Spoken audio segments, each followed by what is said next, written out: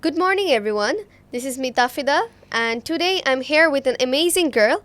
Hi, how are you? I'm fine, and how about you? I'm also fine. What is your name? My name is Anil Tasnim.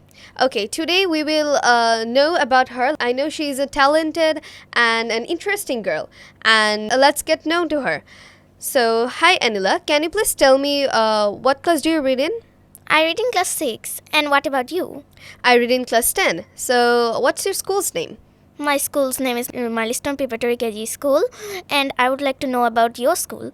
Okay, my school's name is Bishashanoha Public College. It is a huge school. So, can you please tell me a bit description about your school campus and the teachers there? My school has many branches, and the branch I read in, it's kind of small, not too big, and the teachers there are nice, but sometimes they can be a little bit disturbing and annoying.